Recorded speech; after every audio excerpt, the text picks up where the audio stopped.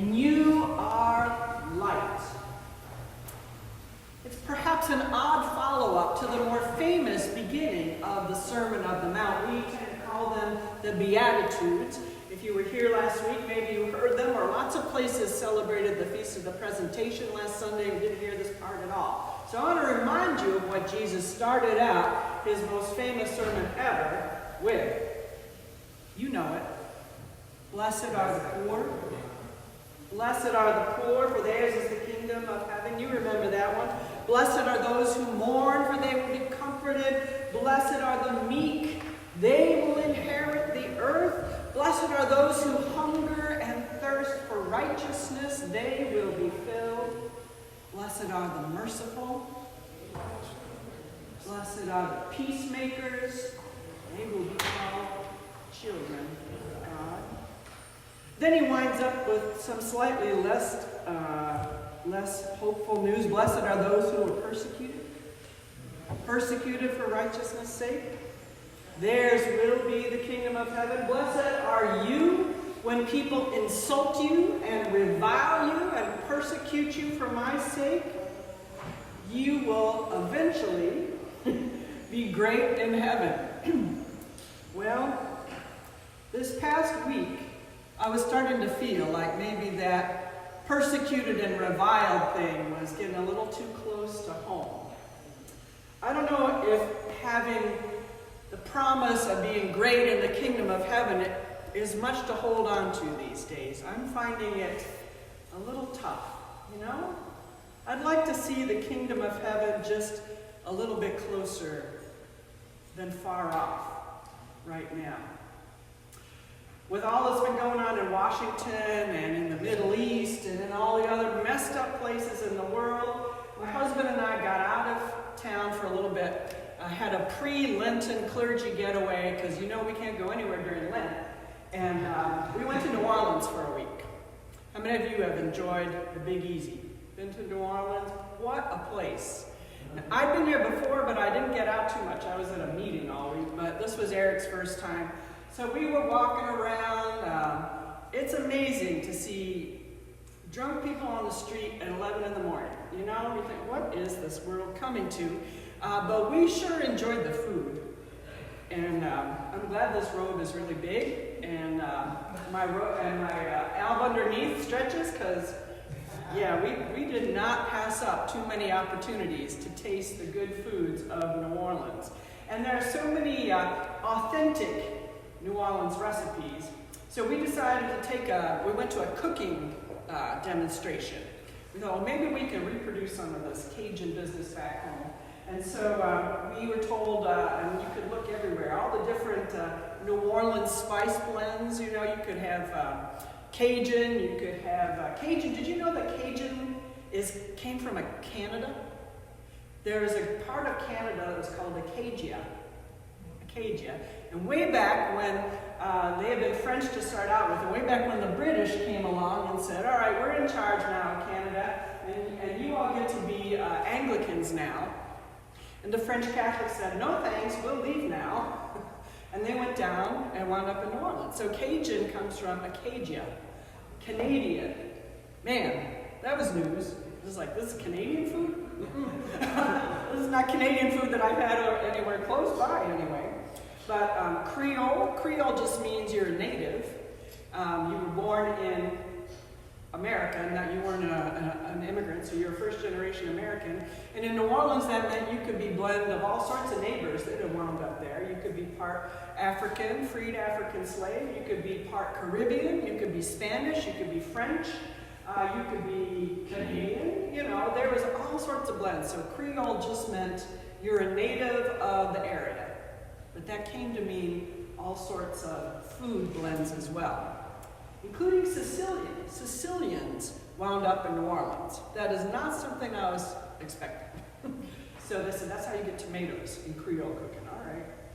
So at our cooking lesson, our teacher, whose name was Pat, gave us a history lesson of the food and the flavors and the people, of course, of New Orleans. And we learned all about this. And then she taught us about how to season your cooking. And she noted, which was very true, she said, you know, No matter where you are, there's a local seasoning. Have you noticed that? Wherever your grandparents were from, they might have had a different kind of seasoning. We just came back from the Jerusalem trip. I know a few people from this congregation went the previous one. And in the Holy Land, za'atar is the seasoning blend. You find it everywhere. And in fact, I rated my spice cupboard for us today to follow up on our teacher's good words about local seasoning. So I brought back some za'atar. It's green, sort of, and it has a lot of different flavors. I'm going to leave this up here if any of you want to check out some of these things. That's the flavor of the Holy Land, and we could have it on anything. But I would not put za'atar in my Cajun cooking, because that would be an abomination. So for Cajun cooking, you would buy a blend by Paul Prudhomme or Emerald, Lagasse. There was even a spice blend on the shelf down there called Slap Your Mama. Which our teacher said, I don't recommend Slap Your Mama because I don't like that title. She said, I use Joe's stuff. Okay. So we didn't buy Slap Your Mama. But there were all sorts of hot sauces and garlicky hot sauces, you know. But no matter where you're from, you tend to have your flavors. So jerk seasoning from the Caribbean and Jamaica. If you're from the East India, you might have curry. If you're from East Africa, the Indians got over there and brought their curry powders there as well. If you were from, if you were from the Southwest, you might have some of this taco seasoning. Of course, if you were really from the Southwest, you would never buy this. You make your own. If you're from Puerto Rico, you might have adobo seasoning. I use that stuff sometimes too. But much of the seasoning blends start with good old salt, right? You gotta have your salt. You gotta have salt because salt brings out the best, brings out the flavors. Even a little bit can make a huge difference. I'll tell you, I made a loaf of bread in my bread machine the other week, and I followed all the instructions, everything. But as soon as we took a bite, we realized I forgot the salt. I'm like, I thought I followed the instructions perfectly. And I looked down the list and said, oh, there's salt. No, there's no salt in this bread. You can tell right away. Salt is powerful stuff, and I think that's why Jesus said, you are salt. You are salt. You are light. A little tiny spark of light in the darkness can be seen for miles, I'm told. Now here it's hard to get totally dark at night. But if you've ever been to one of those dark places where there's no city lights around and it gets so dark, one little light can make a huge difference. And we are in dark times that need to see light. We are in times where saltiness needs to bring out the best in people. This weekend, of course, we had the consecration of our new bishop yesterday. Were any of you there? Yeah. Roger, was there anybody else there? Yeah. What a day. And we clergy were blessed to have a meeting with Michael Curry Friday morning. And of course, we're asking him all sorts of good things. And he said, we said, what do you notice when you're out there? He said, well, I had a meeting of all the primates of the Anglican Communion was last month. And he said, we were all talking and we all have realized there's a spirit of darkness loose in the world. There's a spirit of fascism loose in the world. It's not only what we see here, he said it's everywhere. People in Africa and the Middle East and Europe, they are all sensing this darkness. He said, what do we need in the darkness? We need light. We need light. He said, now, preachers like us, we can't tell anybody how to vote. That's how we get our 501c3 status revoked. But don't tell people how to vote. Tell them how to be. Remind everyone of what is our saltiness. What is the light the world needs to see? What is the that followers of Jesus would bring into every situation. And if it's not what we are seeing out there, then we better bring it with us and season where we are. What seasonings are on your shelf? What do you like to use? Give me some, for instance, flavors. Anybody use that, got a New Orleans spice? Anyone like to cook with Cajun Creole spices? What do you put in your soup? What do you put in your meatloaf? What do you put in your food? What makes you smile and say, that's right? And until I taste that flavor, this recipe is not right. Oregano, that's a good one. Garlic's a good one. I once met somebody, I got a cook for a dinner party, and they said, I don't like garlic. Don't put garlic in it. Thyme? Oh, that's good. You like the fresh or the dried? Little fresh. Turmeric? Somebody uses turmeric? That turns your spoon yellow. You got to be careful. But yeah, that stuff's good. That's on my shopping list today. I ran out of turmeric. Ginger. Excellent. Good chicken soup with a little ginger in there. Turns it into something different and special. Onions. Oh yeah, better have some of those. Some what? Bay leaves. Yeah, for your soup. Absolutely. Rosemary. That. Oh, what do you put your rosemary in? Yeah? Excellent.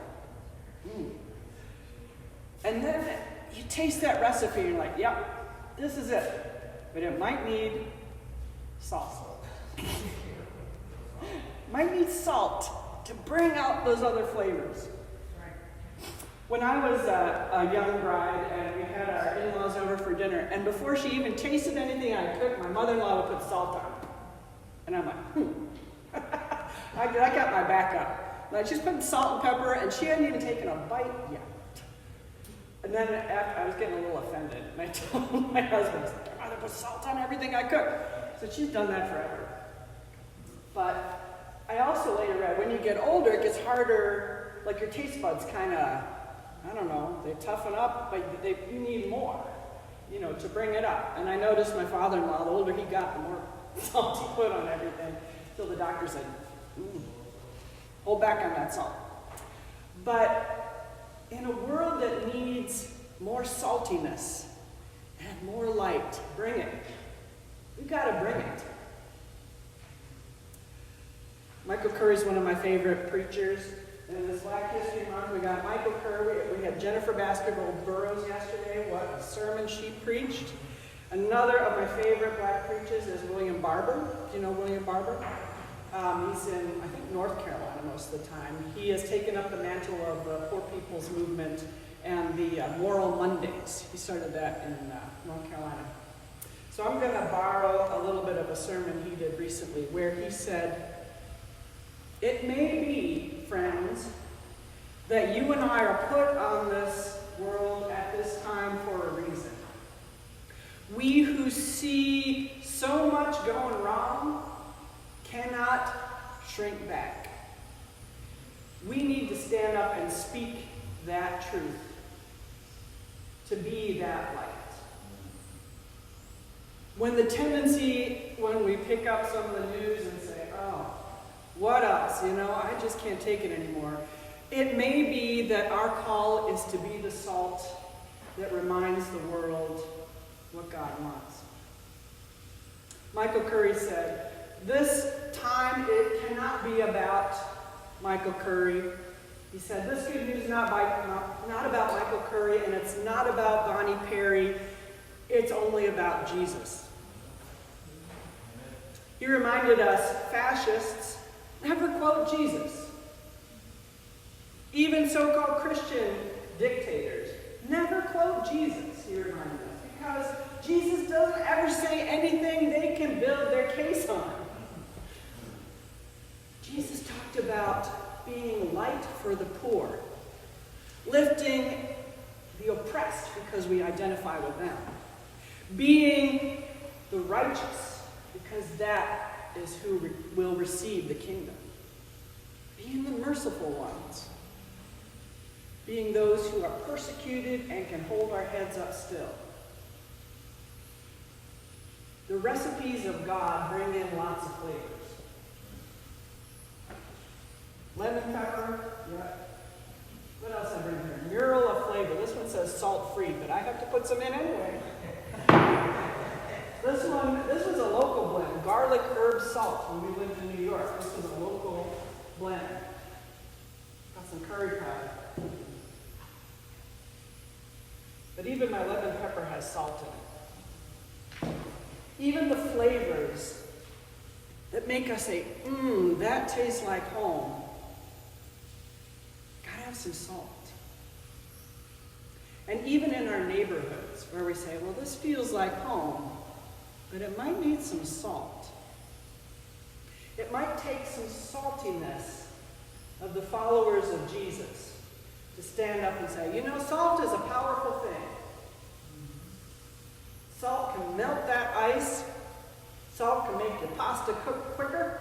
Salt can pickle your pickles and preserve your meat. Salt can rinse out an infection. Salt can change a neighborhood.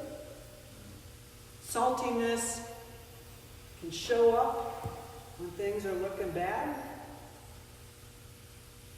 Salty people are the repairers of the breach, the mender of streets to live on. Did that Isaiah reading make you cry? Brought tears to my eyes. If we're not the salt of the earth and the light of the world, who's going to do it? If we're not willing to say this neighborhood needs more light and needs more salt, who's going to say it? May we take up the identity Jesus gave us in this sermon he gave to the people long ago. You're the salt. You're the light. Amen.